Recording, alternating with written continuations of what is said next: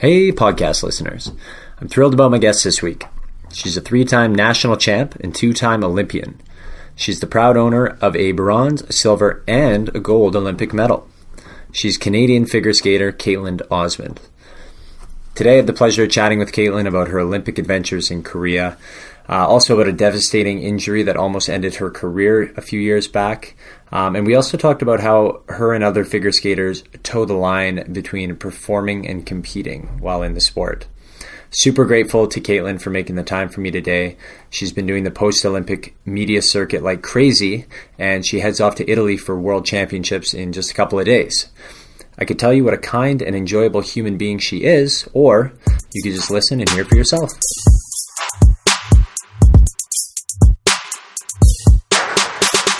But that's a really interesting point. Like you said, if you're not in Oiler in Edmonton, people don't care. So how have you experienced that? I don't know. It's just I definitely noticed it.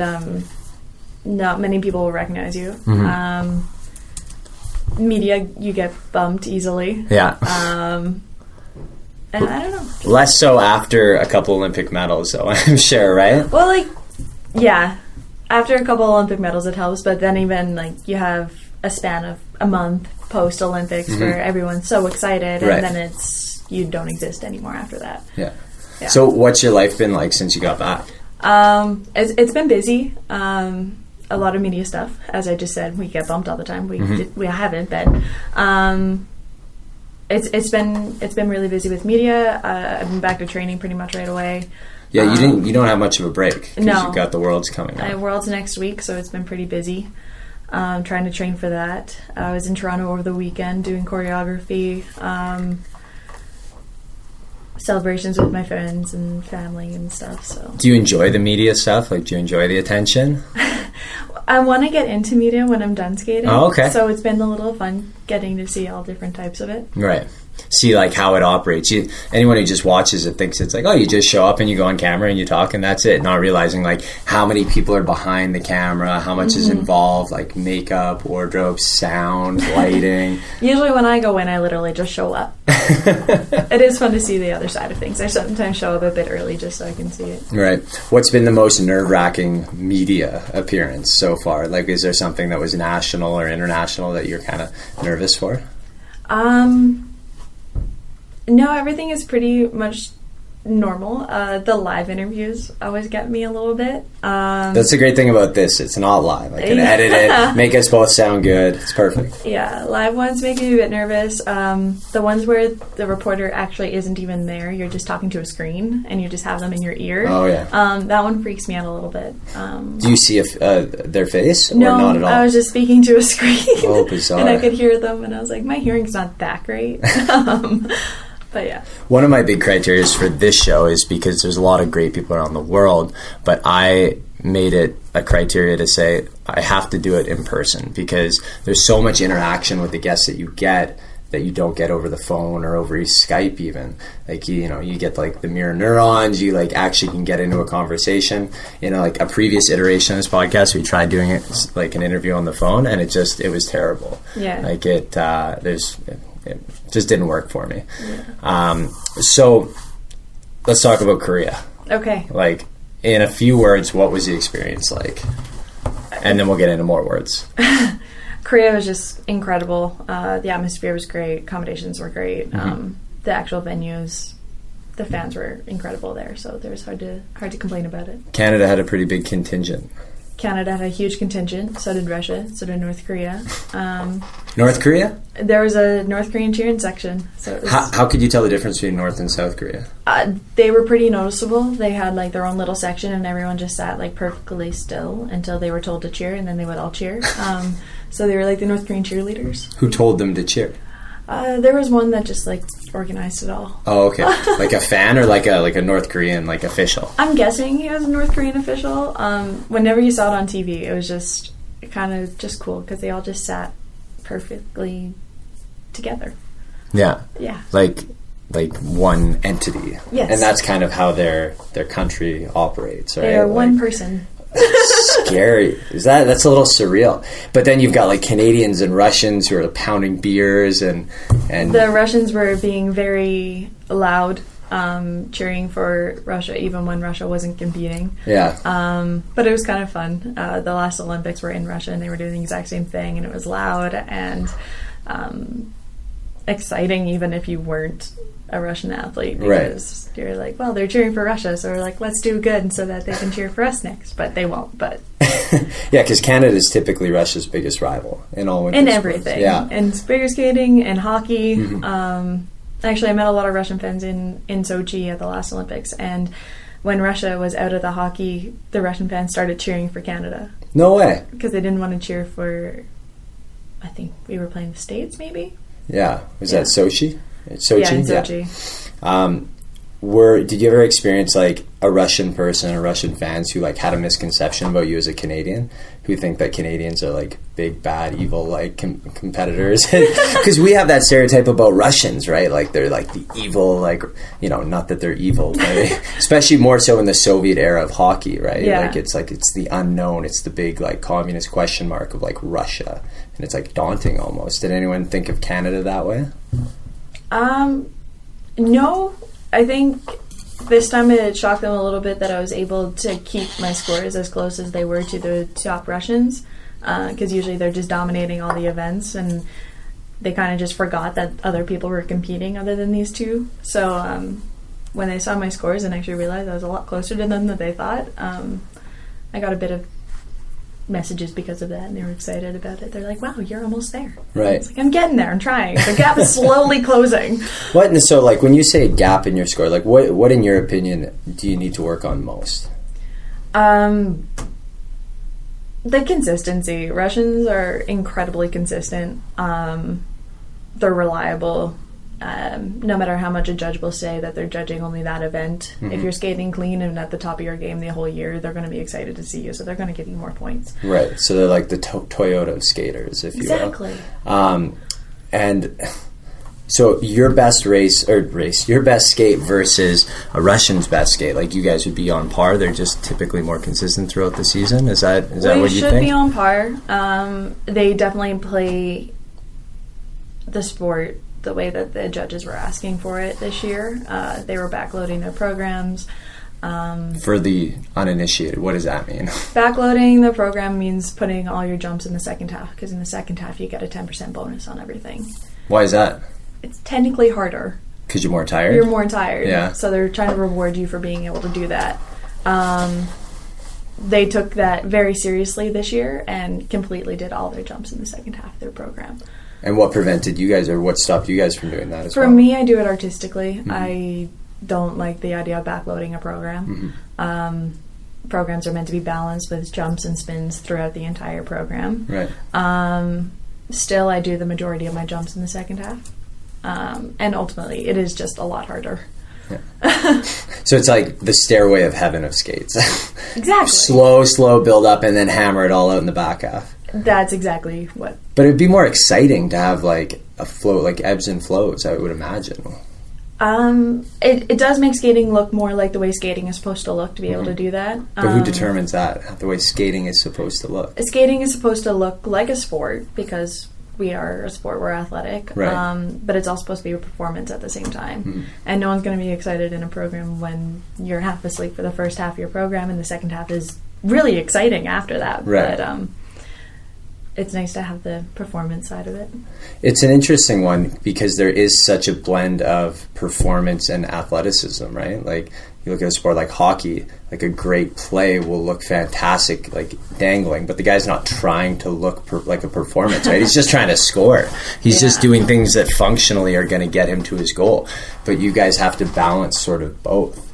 Yeah, it's a little bit contradictory of a sport. We're meant to be really athletic and powerful, but we had to look pretty while doing it. And no matter how great of a skate you're having or how bad of a skate you're having, you've got to stay in character and have a smile on your face, and no matter how much you want to hate the world. But is character like your character for that particular routine, or your character as like Kaetlyn Osmond's got a skating character?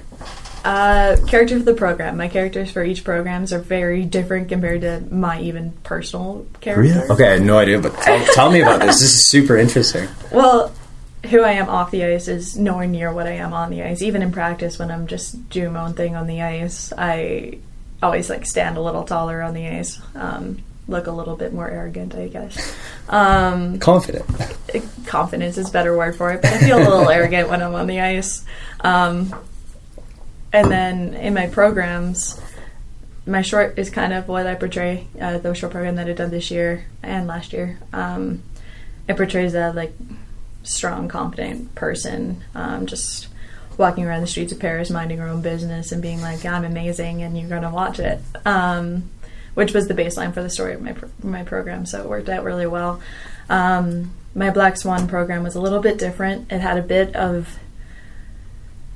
a contrasting character because I was both playing the White Swan and the Black Swan, and the White Swan's naive and innocent and just keeps to herself more, whereas the Black Swan is more arrogant and evil and free-spirited. So I got to play both characters in that program, and then just enjoy that as much as I could. I would have never realized that there's an element of actual acting to the skating as well. There's a lot of acting, which is also what the Russians do really well. They have a lot of You're dramatic. Very dramatic acting movements that don't always look the most natural, but the judges love it. Do you ever find that your characters like bleed into your everyday life? Do you, like, if you've got a couple of routines that are a little more like cocky, does that ever affect like day-to-day Kaetlyn? No, that type of character for me off the ice is really awkward. I'm not that type of person at all. But when I'm on the ice, I can definitely feel it while I'm practicing. I'm like, yeah, this is definitely who I want to be when I'm on the ice. Yeah. Well, it's good to have a little bit of that swagger, I think. Yeah, definitely helps with the landing things. When you're standing a little bit taller and wanting the world to watch you, you're going to land something. Chin a little bit higher. Chin a little bit higher. No one bug me. Do you enjoy the competing or the performing side more in your sport?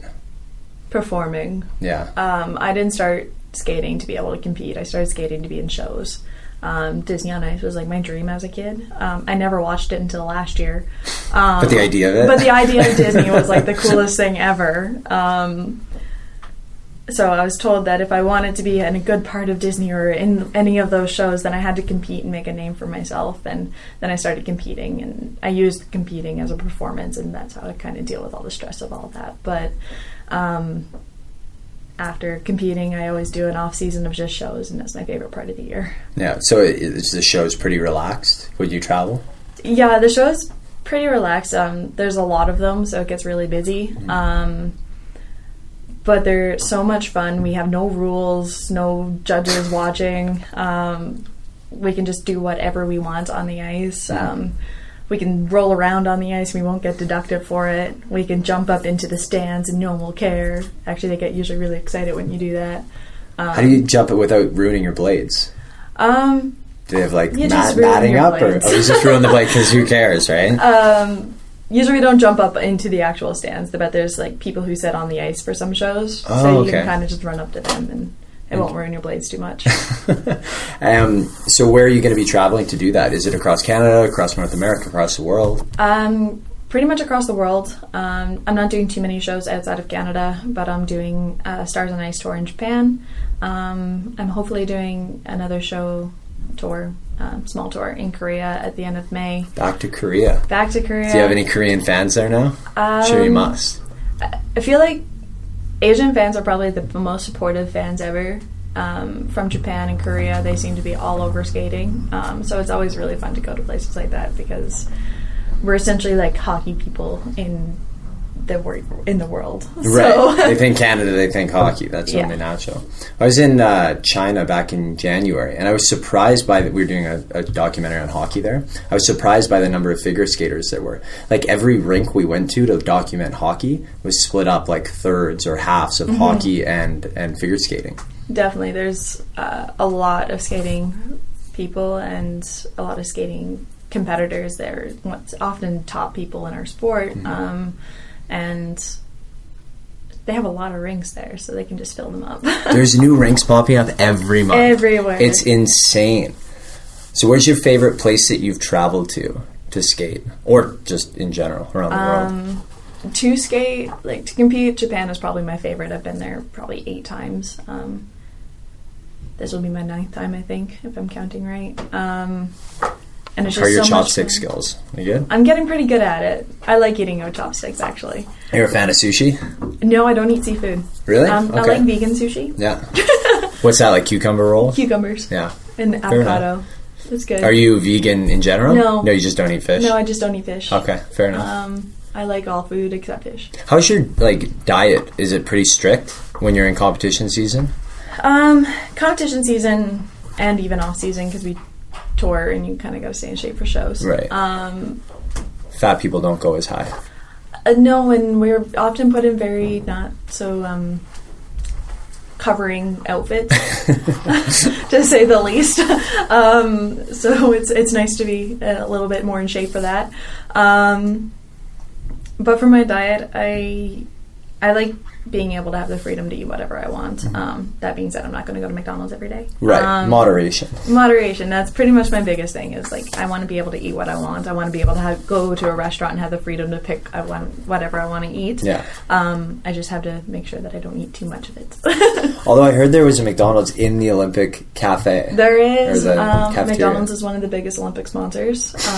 So we get a McDonald's there, and it's great for coffee. Right. Yeah, they got good coffee. It became like my favorite place to go for coffee in the morning. But then after we competed, you can see like it got busier and busier there as the competitions ended. Right. People are treating themselves after they've done their event.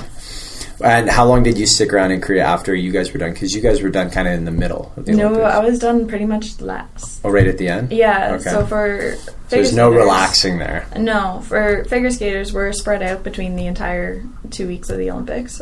We start with the team event that pretty much starts before even opening ceremonies. Right. And then it goes straight into the pairs event, which goes into the men's event, which goes into the dance event, which then goes to the ladies event. So I had a really long wait. Right. And was that hard on you, or is that better to kind of just psych yourself up?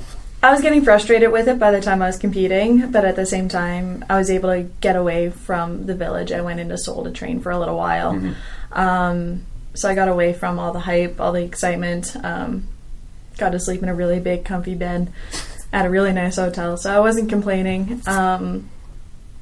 And when I came back, it was like a brand new event for me. I was at a brand new competition. Right. And after my short program, we had another day in between our before our long, and the whole 2 weeks I was dreading it. I was like, I do not want to have this day in between. I'm like, we're already waiting long enough. But after my short program, I was so excited that I had that day. Yeah. Just to calm down, get the hype, just relax a little bit. It must just be a roller coaster of emotions, just like all just the general excitement, and then your excitement of like competition as well. It was so exciting. Definitely a roller coaster of emotions. I was upset after my team event short, which in reality I shouldn't have been because I technically skated decently well, but it wasn't the skate that third in that one. I came third in that one, which really that's all I had to do to help the team. It was just to stay in the top 3 was the biggest thing for what I had to do there. But I was not happy with how I skated, which made so much hype for winning the team event, but I was upset already, so my emotions were just all over the place. Right. Like, that's got to be bizarre. Like, before the tournament pretty much starts, you've all of a sudden got a gold medal. Yeah. Yeah, and then you're like, but I still have to go do my thing. What means more to you, that gold team or the individual bronze? They both mean about the same, but they're a very different way of feeling. The team event was something that the rest of the team was so excited for, and obviously so was I. But it's something that ever since Sochi, we wanted that gold medal, and we've been training, well, not really training because we train all over Canada, but we've been competing with each other ever since. You could see the hype in everyone's eyes and everything when they were ever talking about the team event and being able to push for that gold medal. We became very strategic on what we were doing to be able to optimize the most points that we could get, put our best team forward. And so being able to stand up on a podium with them, with that team gold, it felt like a family, and we were just so excited to be up there. For my own individual event, I felt very lonely up on the podium. I didn't have the team with me, and I'm like, that's what I'm used to at competitions, is that often I'm the only one up there on the podium. But after the medal ceremony with the team, it did feel really lonely up on the podium. But that's also something that I was working for, and it was only me. I didn't have anyone else to lean on for that medal. And it just meant more to me that way that I did it by myself. Right. And I mean, that's the basis of your sport since you started. Exactly. Right? It's all you. You're the one held accountable. You can't blame anyone else. You don't have to worry about anyone else screwing up. I think that's even why I'm a single skater. I wouldn't be able to have a partner on the ice. Yeah, it's got to be scary, right? Like, I guess when you spend so much time, like, Tess and Scott have been together, what, like 20 years? 21 years. That's insane. Like that. So you, like, know what you're going to get with them, like. But yeah. How is your team in general? Like, you and Gabriella are going to be the veteran ones because everyone else is moving on, right? Pretty much. There's a few of the other dance teams hanging around, a few Paris teams hanging around. But the top strong ones, Megan and Eric, Tess and Scott, Patrick, they're all done. So it'll be different. It'll be exciting to see all the new generation coming up, though. Yeah. I've been on the senior national team since I was 16, so I've been around for a couple generations that it is. But pretty much it's always been the same team going to Worlds every year. So it'll be really different to see the new generation. So you spent a lot of time with these people. It feels like we spend more time together. When we see each other at competitions, we're all so close. When we tour together, we get really close. But we actually don't see each other all that much during the year. We see each other at competitions if we happen to be at the same ones. By the end of the year, we see each other lots. But right. And obviously, every time you see each other, it's in like such a pressure-packed situation. You create those memories, right? So it feels different than like being around someone every week or if you're in the same office. Yeah, and we're all like striving for the same thing, so you can connect a lot deeper, I find, with those people, and it's really good. So how are you feeling going into Italy?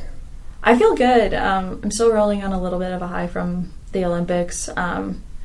Last 2 weeks of training have been exhausting because of the high from the Olympics. Right.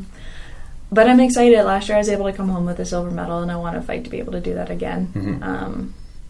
Except one higher. One higher would be even better. I wouldn't complain. But yeah, no, I'm excited. I got to have such a high at the Olympics that I would love to continue that one more time. And then I can say bye to these programs. And then just focus on the fun side of things. Fun side of things. Right. So, sorry, you said you won more Olympics? That's the aim? I'll push for it. Yeah. 4 years in skating, a lot can happen. Right. But the Olympics were so much fun, and I'll never turn it down if I get another opportunity to go. Yeah, of course. But I'm going to be taking it year by year to see what happens. Fair enough. That's a good outlook. So 2 Olympics is like a lot for a figure skater. Is that right? Yeah, I guess so. You make it to the third one, it's impressive. There's a few that's gone to the fourth, but you're so young still. I was the 5th oldest in my event. 5th oldest in your... Okay, so not the oldest. So not the oldest. Yeah. There was a 31-year-old competing. Considering the girl who won was 15, that was a little crazy for me. Right. Other than that, there was like one 26-year-old, and then the rest were like my age, 22, 23. Right. Everyone else was like 18 and younger. So is there a physiological reason for that? Like, is it just simply like muscle growth and development and seeming to be in like the ages of 18 to 22 are kind of like the peak like development for girls at least? Looking at the last few Olympics, people have peaked at 18. Me, I was a little late to the triple game of skating, so I peaked. Well, I'm peaking now, I hope. Continue to keep peaking. Still peaking. But for the most part, I find in ladies skating especially, each discipline has a different age. But in ladies, the physical aspect of it is really hard for us. We're trying to get all these triples, which a lot of the younger ones can do because they're all whippy and not scared to fall. Right. But then we're also asked to be able to bend in ways people should not bend, but be able to be strong enough to land all these triples. So it is a really big physical game, and psychologically, competitions are less scary when you're a kid.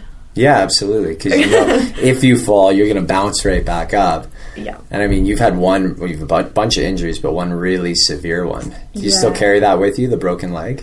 I get to talk about it a lot, so that's always fun.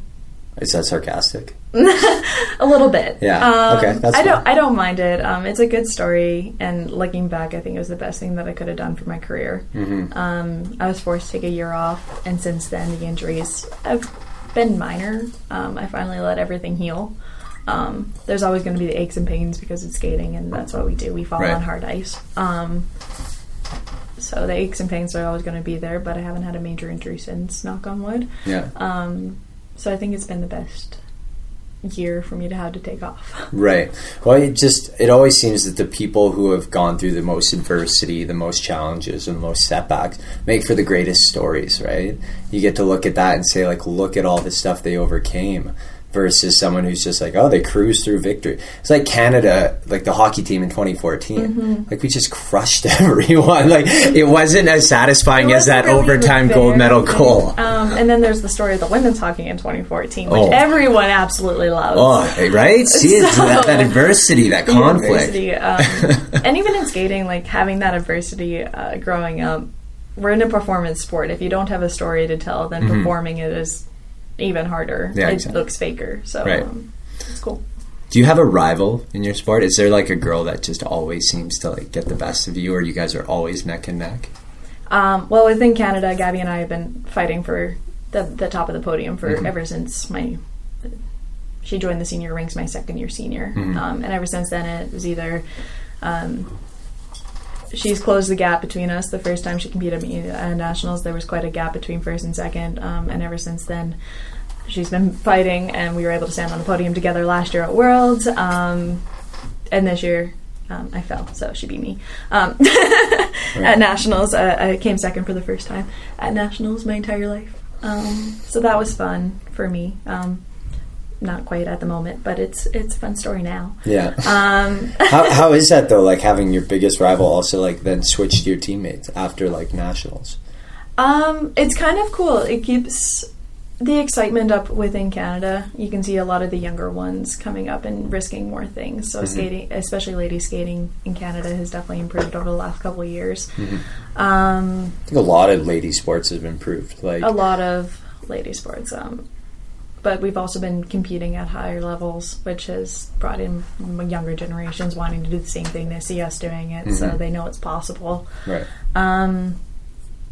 But it's definitely fun. When I first was senior, I had to look internationally and try to be at the top of my game internationally, but now I have that competition within Canada, so it keeps things more current, keeps me on top of my toes a lot more. Right. Is the funding for figure skating, is it adequate or is it behind? Like, I have a good friend who's in bobsledding, and she's just telling me how rough it is, like, for the girl bobsledders, because it's just not funding for everyone. There's such a limit in, you know, who can afford sleds and who they'll provide sleds for. Yeah, I'm sure for bobsledding it's probably a little bit harder than for figure skating, but figure skating is definitely really expensive, and until you've made national team or made development team, you pretty much don't get any funding at all.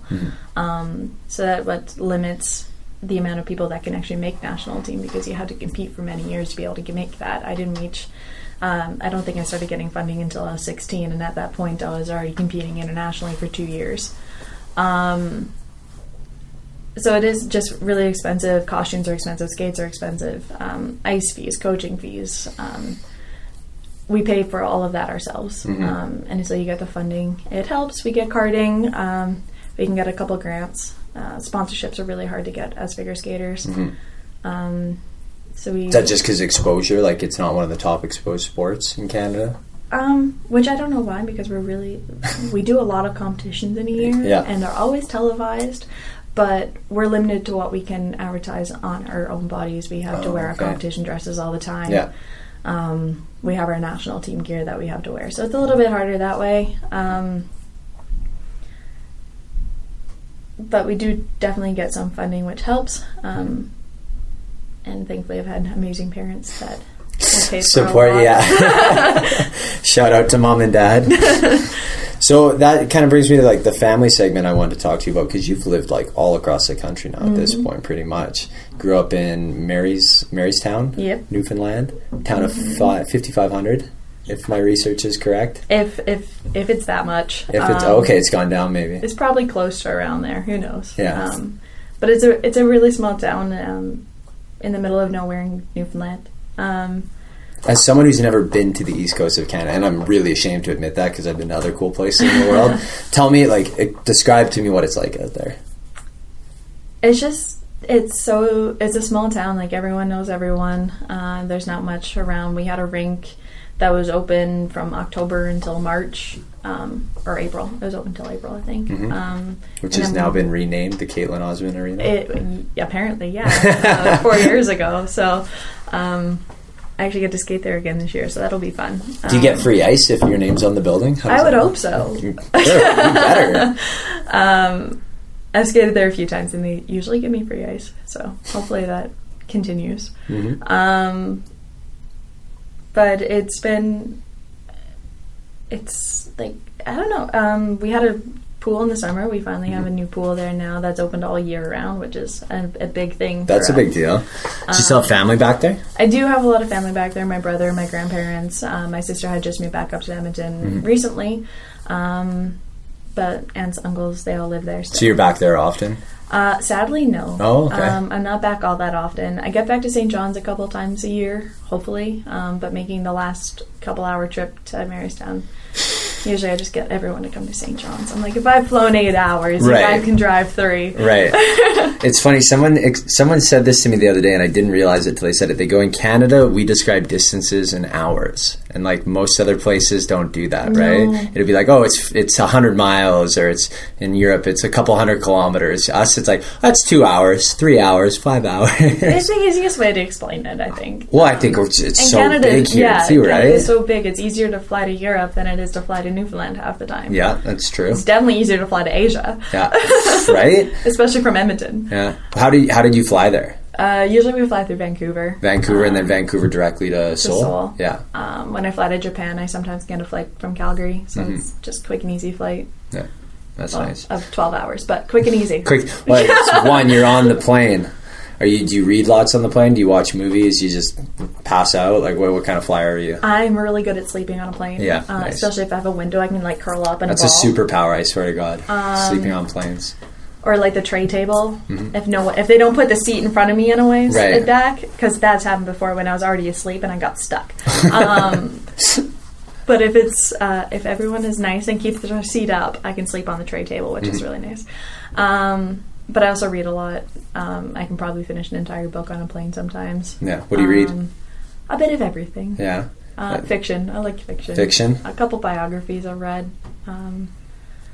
I read Audrey Hepburn's biography, and Lily Collins was fun. Who is Lily Collins? Should I know that? Should I be embarrassed that I don't know that? Okay. Who'd she play? She's not all that well known. She has a couple movies out. I quite like her. Apparently she looks a lot like me, which helps. Okay. So that's where it is. Yeah. But and then non-fiction or fiction, what do you read? Are you like into the popular stuff? Like, do you do the Harry Potters? Do you do like the Game of Thrones books? I did not do those. I'm a little embarrassed to admit how much vampires I've read. But I've read some of the Harry Potters, but I saw the movies first, so it kind of like I wanted to read the books, but I already knew everything, and I was like, I don't want to ruin the movies for me because I like the movies. Don't want to ruin. Yeah, fair enough. I can see that.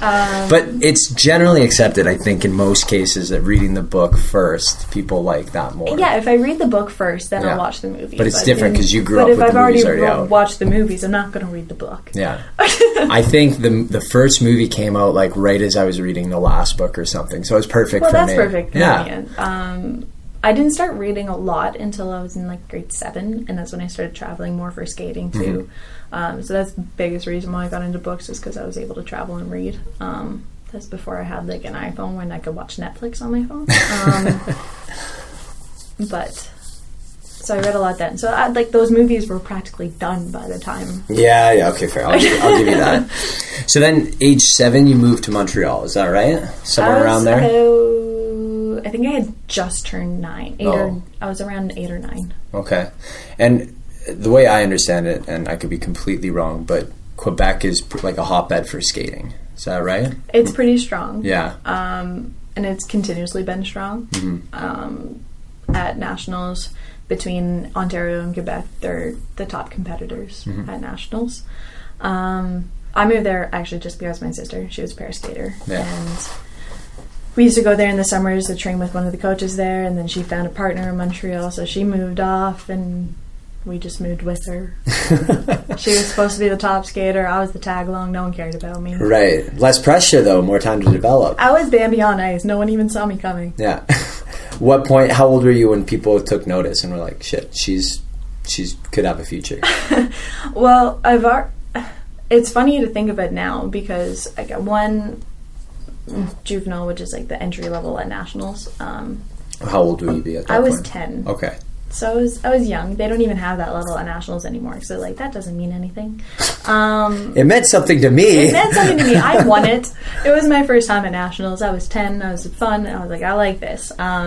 And I won it, which was exciting. And still no one even thought of me much of a competitor then. And then I went to Canada Games. I came third. I was continuously on a podium all the time. I went to internationals at 14, except I only came 10th of those. Okay. I didn't make the podiums then. And everyone just laughed. It wasn't until I was 16 and hit an international stage and I won my first international that people were like, who is this person? Yeah. And I'm like, I've been around. It's just no one cared. Been here this whole time and no one's taken notice. No. But now they're noticing. So did that bug you? Or was that did that drive you a little bit more? I don't think it bugged me, and I think it kept my interest in skating. No one was pushing me to compete or compete well. I wasn't pressured into anything. I was just skating because I liked it, and I competed because I could compete, and that's what I did. I trained to compete. I didn't like the training side, so I might as well compete and enjoy it. Yeah, I still don't like the training side. The best way that my coach gets me to train is that he's like, if you train really well, you compete really well. So you might as well train well. Makes sense. Like, fair enough. So your sister was obviously a huge impact on you wanting to skate. Did she coax you along, or did she just kind of let you do your own thing? She kind of just let me do my own thing. Yeah. How many years older is she? She's 3 years older than I am. Okay. She was just finishing the Can Skate program when I said I wanted to be like her and skate. And then I flew through the Can Skate program because I wanted to be like my sister. Right. And I think that's what kept me going for the majority of like my younger career, was that I wanted to be like her. She was always a level ahead of me, doing all these dribbles that I couldn't even think about doing. When I tried, I would just fall flat on my face and like limbs everywhere. Hence Bambi on ice. I'm quite the klutz. It doesn't help. You wouldn't know it by watching you now. So at what point did you guys like admit to one another that like, okay, you've surpassed her? Was there ever that I never nod? admitted it. She always had higher triples than me, and she had quit singles for a year and went into dance because she was injured and she couldn't take the injuries anymore. And in that year that she took off from free skate, I caught up. Oh, okay. So then when she went back to free skate for a year, she didn't make the full year because we competed against each other twice. And I beat her at the first competition, but she admits she didn't skate very well. And at the second competition, she skated decently well. It wasn't her best. But I decided to land a triple for the very first time in that competition, and she was not pleased about that. And I beat her. Did you know like that's what it was going to take to beat her? You're like, I have to do this? Yeah. Yeah. And I think that's probably why I landed it. I was really good when I was younger to land brand new things in competition because I had the extra hype of the competition that would get me to finish that last bit of rotation. Mm-hmm. Now I have to tame that down a little bit because my hype will make me sometimes just jump over the board and fall flat on my face. Not that that's happened, of course, right? No, never. But yeah, at that time she quit skating and she's like, you do skating. She's like, you're a lot better at it. In my opinion, in practice, my sister was way better than I ever was. She could have been even better than I ever was, but injuries took a toll on her at a very, very young age. She was doing pairs at 8 years old, and that made her knees give out on her at an even younger age. And the nerves. I enjoyed competing. She got really nervous at competing, and she couldn't deal with it. Yeah. People don't realize, like, to be a successful professional athlete, so much has to go right. Like, you can do everything in your power, but there's outside forces. There's luck, there's opportunity, there's injuries, there's just other people's injuries. Like, so much can happen. And it's Yeah. it's a hard road. It is a really hard road, and coming from Newfoundland, I definitely know that, because everyone's always wondering why there's not more athletes from Newfoundland, because it's a really athletic province. Everyone's in hockey or soccer or just participating in all these sports, but it's so hard to get off the island to participate in competitions outside of just our province that it's hard to stay at the top game or even stay interested in your sport. Right. And it wasn't until I was thankfully that I had parents that grew up in sports. They wanted just my sister and I to be athletic. They didn't care about all the competitions and all the things, but they wanted us to be athletic. And they were willing to travel with us across Canada to be able to compete and train at different places. Right. They recognize the value of developing you as a person through sport. Yeah. What would you do if you weren't skating? If there's I another honestly sport? have no idea. Is there another sport you would want to compete in? I've been skating since I was 2, so Yeah. I have no idea. When I was younger, I wanted to take ballet. Now I just do ballet training for figure skating. I tried cross country as a kid, and I was good at that because I didn't want anyone to beat me, so I always just kept running. I die at the end of the race because I didn't let I sprinted the cross country race. Oops. I didn't just pace myself. That's one strategy. So I feel like I wouldn't have lasted very long in cross country if I kept up that attitude. Right. Watching the Summer Olympics, I'm really interested in diving, but I don't think I would have the nerve for it. Right. There's a lot of flipping and water and no. Yeah, it's scary. What would be worse, smacking the water from that height or smacking the ice from missing a jump? Water. Yeah, because you're like 10 meters up, right? You're 10 meters up. Water, I feel like from that height has no give. It's just as hard as ice is. And at least with ice, we have a bit of a momentum that as long as the ice isn't too rough, when it's rough, it hurts because you fall and you just stick in one place. But when it's slippery, the fall sometimes takes less impact. And I guess we learn how to fall younger, so you get used to it. What about e-gaming? Would you go into e-gaming? You're a big Nintendo player. I do like my Nintendo playing. Yeah. I'm a pretty good Mario player. Like Mario Kart? Mario Kart, I'm pretty good. It's so funny that I played Nintendo back in the day, right? And I'm not that old. I'm 29, but I played Super Nintendo, and then N64 was the big one. Oh yeah, I loved my N64. So so you played it too, right? I've been playing it since I grew growing up. So it's not just a nostalgia effect for me. Like that was one of the most superior consoles of all time, correct? Yeah, the N64 is great. GoldenEye, Mario Kart, Diddy I just Kong like Racing. the Super Mario, the Super Mario World stuff. It's my game. Yeah, Super Mario 64. Yeah. So I have dreams of that still. I have memories of walking home from kindergarten and my dad was lying on his stomach playing it while I was at school. So I'm like, it runs in the family, I'm guessing. My mom's not too into it, but my dad is. So what's after Worlds for you and after Stars on Ice? Do you have any long-term plans? Travel, take a break? Or is Stars on Ice taking a break. Is that sort of your break, Stars on Ice? Stars on Ice is the beginning of my off season, so an off season of skating. But I love shows, so it's fun. They're not as taxing as what our regular training is, so it's a nice little break, and we get to tour the world for it. I get to see Japan and Korea and all across Canada. I get to go back to Newfoundland for something, so it's fun. After that, I am taking a vacation, which I love because I leave my phone at home. I leave all technology home, and I just enjoy sun, the beach, a book. Where will you go? I haven't decided that yet. Somewhere warm, somewhere all-inclusive. Okay. Mexico is probably pretty high on that list. Mexico, Dominican, Cuba. I've only been on 3 vacations in my life, and they have been in Mexico or Cuba. So I love those too, but... What about Spain or something? Somewhere different? Eventually I want to. Yeah. This year I just want to go somewhere where I can curl up on a beach and hide out from the world. And I find... Dominican and that kind of stuff. Yeah, so you like that. So you like that escape? I like that. You get so much spotlight from skating all the time, and media stuff and all that, and it's good to just get away and reset. Yeah, it's one of my favorite times of the year, just to get away from everything for a week. Just a week, that's it, and then you're back to it. A week, and then this year I'm taking a little bit longer of a break than I usually do. Usually I only get a week. This year, I need a mental break more than a physical break. I need a lot of breaks. Yeah.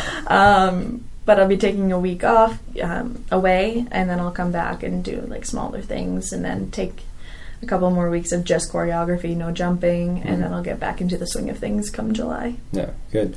What are some common misconceptions or things that people commonly mistakenly assume about you or of figure skating? One of the biggest things I find is that a lot of, just because we were talking about the off season, a lot of people assume our off season literally means we take like 3-4 months off skating. Taking that long off of skating is not possible. When I was younger, I think I used to take about 3 weeks, and even that was a hard thing to come back from. It usually takes a few extra days, then a couple weeks to get back into your shape that you're able to do everything on. Then people also say like skating's easy. It's not. They always say that we don't actually have to be that strong. A lot of people think that I don't work out outside of skating, but in reality I spend less time on the ice than I do off the ice training. And I do all sorts of training. I do like cardio work and strength training, ballet, yoga, Pilates. Is that because you like variation, or is that because it's generally accepted that like varying that training up is the best method for you? Varying it's good. They're all along the same lines of training, but they're just a different way of doing it. But it keeps the body in the same type of body shape that's good for skating. Right. Flexible but strong. Flexible but strong. Muscular but lean. Because the heavier it's about 8 times our body weight every time that we land a jump. Right. So because of the force and the force, the height, landing on a skinny blade. Yeah. This is what I wanted to ask you, actually. I just remembered this. So I was reading your bio, and it's like Kaetlyn spins clockwise. Is that right? Or counterclockwise? I didn't even think about that. So like skaters will always spin the same way? Yep. And I'm an odd one. Not many people jump or spin the same way as I do. Most people would go counterclockwise? Most people go counterclockwise. Which way I would go? Usually if you just stand up and like just spin without thinking, that's one of the biggest things. Okay. Or the leg that you step up first with on a stair. Is the way you would go. Is the way you would jump. Yeah. So normally for me, I would lift my left leg to start walking up stairs. Interesting. Oh, so that's, I see. Okay, yeah. I get you. And does that, so there's no points, there's no advantage to going either way though? Like a jumper would go like switch, like a skier would like ride off backwards off a jump or something? Yeah, it means like nothing. No? Well, that's good. It's just a Makes it personal easier. preference. The way your body's meant to move, instead of fighting it to only jump one way the same way as everyone else. I know that there's sometimes I complain just because I can complain, and why not? But being an opposite jumper, sometimes it looks odd on the ice. It doesn't look quite natural. Oh, okay. And from a judge's perspective, some of our jumps are meant to be on certain edges. And if it looks odd to a judge, they'll sometimes rewatch it and be like, you were not on the right edge. But if another person who jumped the regular way, they were just so used to seeing it that they might not rewatch it. Right. But that's just me because I can complain about it. But I doubt it actually happens. Interesting. Okay, these are all cool little minutiae about the sport. I never would. It's a judge sport. You can complain about a lot of things and get away with it. Can they rewatch while they're judging, like while they're scoring you? They have a replay? Or Usually is it just at one competitions, there's about a minute, 2 minutes post-competition, and they're allowed to pick certain elements that they're allowed to rewatch. Oh, okay. Usually you try to get them not to rewatch anything. Yeah. Make it good enough that they'll give you the points right away. But they can rewatch sometimes the takeoff of a jump to make sure you're on the right edge. Make sure that you finish the rotation at the end of the jump. On our step sequences, which is like our choreographed footwork stuff. They can make sure we're doing our turns properly, if we're making our body move the way it's supposed to move. There's a lot of rules. Is there any interactions with the judges outside of competition? Like, do you ever run into them? Do you know them? Or is it very much like keep them separate? I do run into them, but you don't usually talk about skating for like a professional reason. You don't want the judges. Is that awkward? Because like their lives and your lives pretty much revolve around you skating. can talk about skating, but usually you don't like go into specifics about your own skating. Right. But there are times of the year we have a national camp at the beginning of every year where you show your programs to the judges, just in a close setting. there's just you and the judges and everyone, and we do like a simulation competition, and you'll get feedback from the judges to get their perspective. What should we change? Should we just scrap the program completely? Because that actually happens. I went back to an old program this year, even though the judges liked my one that I was training with this summer. I felt more comfortable changing it. So it's kind of like the starting point of a season to see where you're going for the year. That's going to be super valuable because sometimes you never know. Stressful? Okay. In my opinion, it's the most stressful day of the year, and which I don't even know why, because it's not even that stressful. It's not a competition. But you're in an atmosphere where there's no audience, so you don't have the audience's reaction. It's at the beginning of the year, so you're probably not in your best of shape ever. You try to be at that point, but it definitely gets better after that point. It's only natural. So it's stressful. And then you go and the judges are looking at you and it's just you and you're talking to them afterwards and you're like, well, do you like me or not? How's your outlook on the world and sort of life changed over the last year, matured? All the competitions and the Olympics. Is there anything, any groundbreaking changes that have happened to you, or you just continue on doing the same thing and keep doing it as long as you love it? I do feel like I'm in the exact same person that I was when I can't speak. I do feel like I was the same person I was when I was like 10 years old. Literally skating for the fun of it. Definitely as I've gotten older, that has changed slightly. I still love to skate, but it's just become more stressful. I'm more worried about competitions and all that stuff. The biggest changes has been in the last 4 years, between the last Olympics and this Olympics. I was new to the world. I went to the Olympics not really knowing anything. No one had any expectations. I literally went to Sochi and enjoyed the experience. Tried to compete my best. Still only came 13th. So it was fun, and I felt super naive. I was just loving being there and enjoying the atmosphere.